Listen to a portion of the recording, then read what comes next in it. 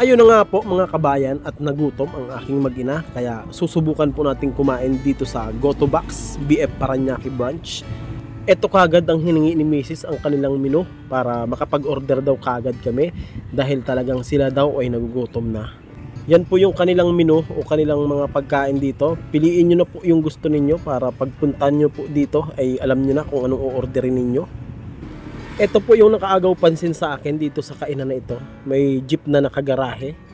Biyaheng Goto Box Express daw po ito. Ito at nag-order na nga po ng pagkain ng aking mag-ina dahil sila daw ay gutom na daw po talaga. Habang kami po ay naghihintay ng aming pagkain, niyaya po ako ng aking anak. Punta raw po kami sa taas. Tingnan daw namin kung anong meron daw po dito. At ito na nga po ang aming nakita.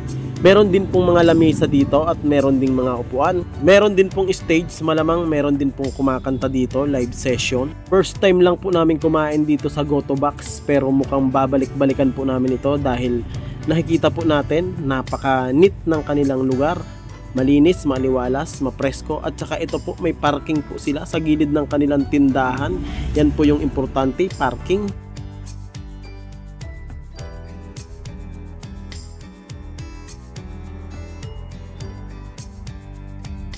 Dito po tayo ngayon sa BF Paranaque at kami ay kakain dito sa Goto Box. First time natin kumain dito. Siyempre kasama natin si Mrs. Ayan. Kasama din natin si Let Nicole. Dito na nga, no? Titikman natin yung mga pagkain nila dito. Mukhang masarap. Hintay-hintay lang tayo. Hinihintay natin yung pagkain natin. Dito kami mag-aalmusal sa Goto Box. Dito ito sa BF Paranaque. Ano yung order mo? Ang in-order ko ay overload. Natin ang overload nila. Lugaw overload? Meron siyang pakwa. May egg. Anong diliit ng egg? Yung egg. May baboy. May chicharon. At saka ayan, may isak. Ayan, ito yung aking order. Ano gusto mo? Ano order ko po ay, order ko man? Goto marikit. Goto marikit. Ayan.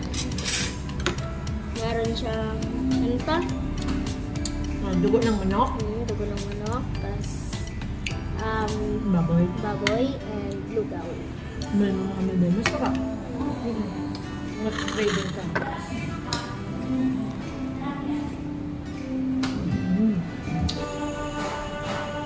Cheers!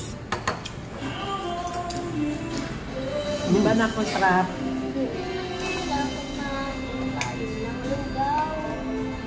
Ano lasa nung marikit mo na? Ang sarap.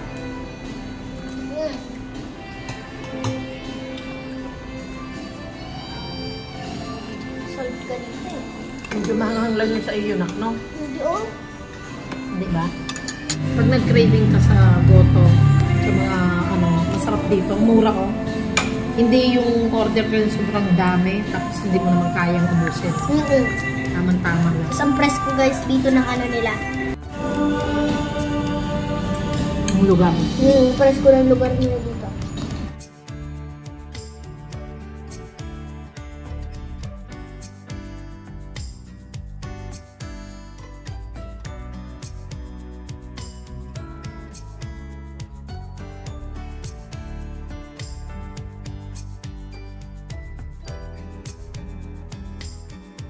Eto po at tapos na po kaming kumain dito sa napakasarap na pagkain ng Goto Box.